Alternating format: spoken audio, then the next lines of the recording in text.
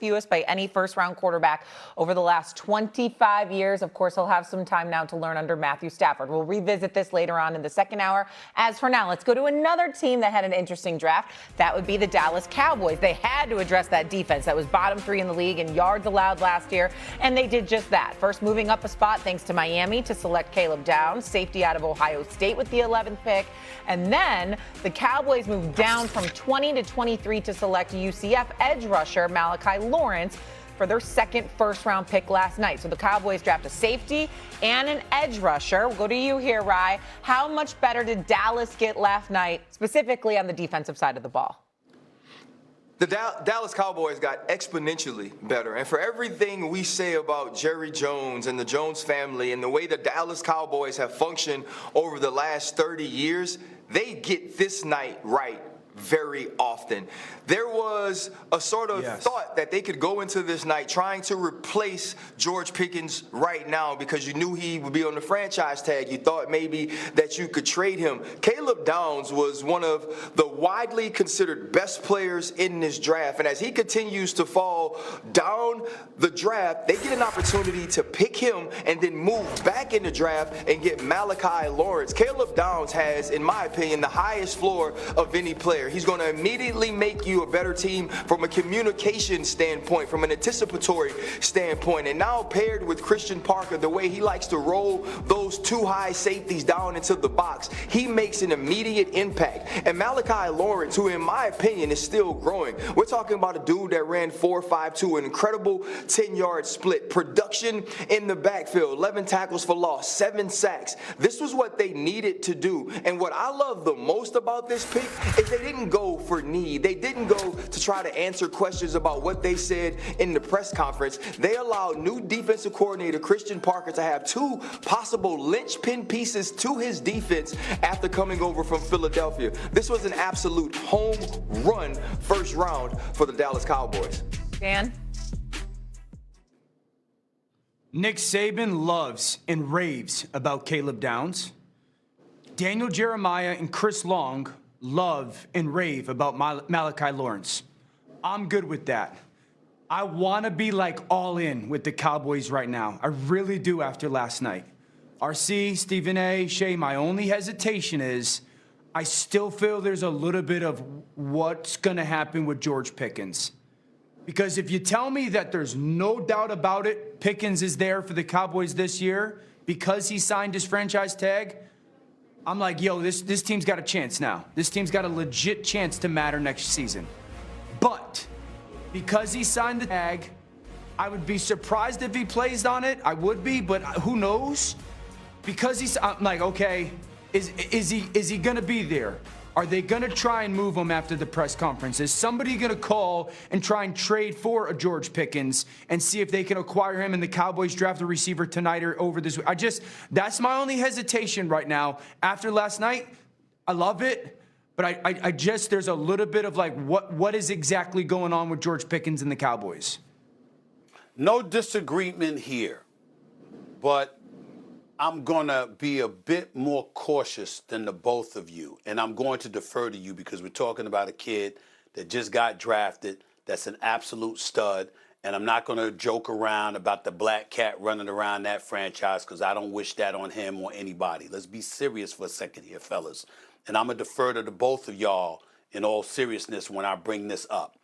Since this dude rolled on the college football in 2023 at Alabama, he was considered arguably the best safety in football. Nobody's had any questions about his ability.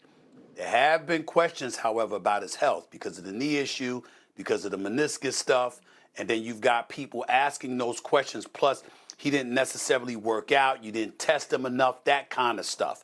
The kind of things that we hear about the cautious, the measures that they take to ensure you passing your physicals, you're in complete health, you're ready to roll, et cetera, et cetera. These are the kind of things that they're saying did not occur with him. I don't know. I only know what I read, okay, and what I saw people like y'all say. So I'm asking the question. We're not questioning his ability, but his health seems to be a question mark. You can't knock the Dallas Cowboys for taking the chance on him because everybody's been raving about him. And we hope and pray that this brother's healthy because we know what he can do on the football field. He picks things up quickly. He can run you down. He's one of the elite, arguably the elite safety in all of college football. At first at Alabama, then at Ohio State. Everybody's been raving about him. But when I'm hearing questions about meniscus, and I'm hearing questions about your knees, I'm hearing questions about your health coming into the draft, and there's no evidence that he's 100% healthy other than his word, is that not a reason to be cautious? I'm asking. Right. Well, I'm not a doctor. Also did not sleep at a Holiday Inn last night, but I did speak with Caleb immediately when I heard the news about what was said about his knee after the combine. I texted him right away. We actually talk pretty often, and he said he went through all the checks. He talked to different doctors from different teams. His agent checked them with them as well, and he had a clean bill of health. Now, I compared him to Bob Sanders. I don't know if you guys remember the defensive player of the year from the Indianapolis Colts, helped that team win the Super Bowl. Bob Sanders was here for a good time, not a long time. And there were injury concerns about him as well. But when he was at the top of his game, when he was able to give you top-level play, he was on par with the Troy Palomalus and with the Ed Reeds, although playing a different style. That's what you have to expect from Caleb Downs. You're not going to have to wait on him. This isn't going to be a project. This isn't going to be a guy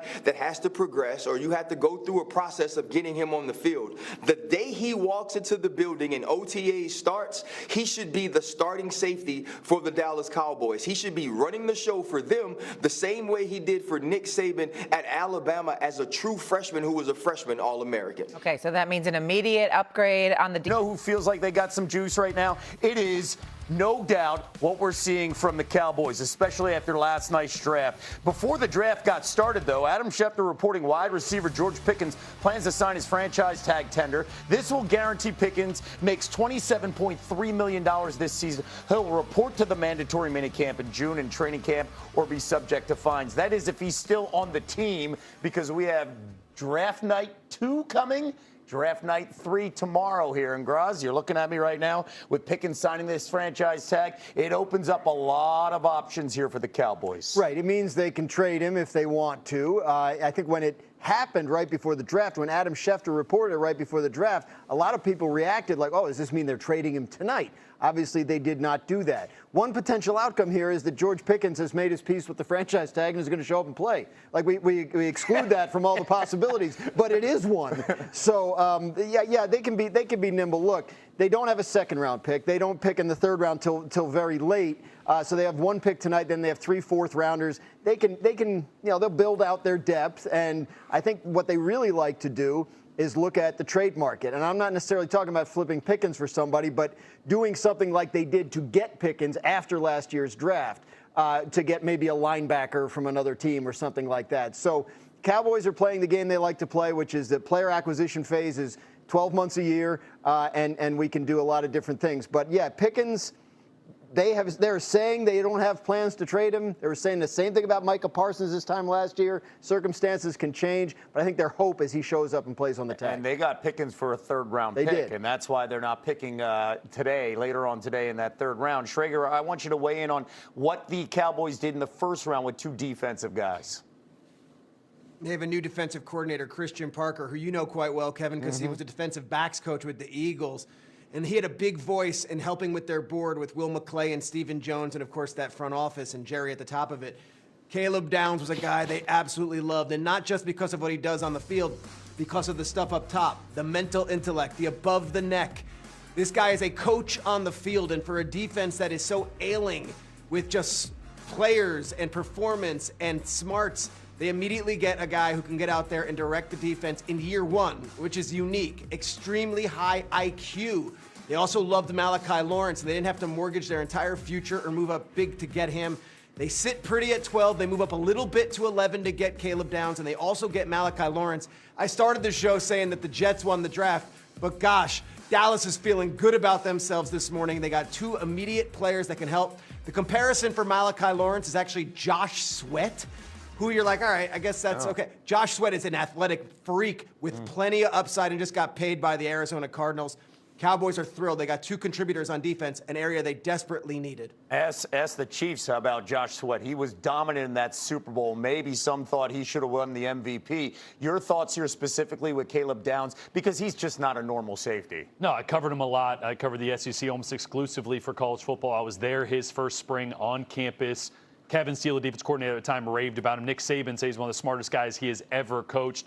He played under Nick Saban and Matt Patricia.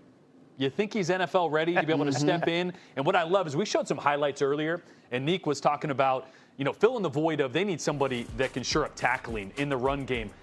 Time and time again on these highlights, when you watch his tape, he flashes at the line of scrimmage and behind the line of scrimmage. Why? Because he's so intelligent. He diagnoses so quickly that he can meet a running back in the hole because he's already expecting it to come, sees it, and attacks it right away. Tackling will be better. Leadership will be better. I'll be interested to see how they use him, but instantly got the best pure football player in the draft at 12. That's great value. And Nika, why don't you jump in here? Your final word as our defensive guy.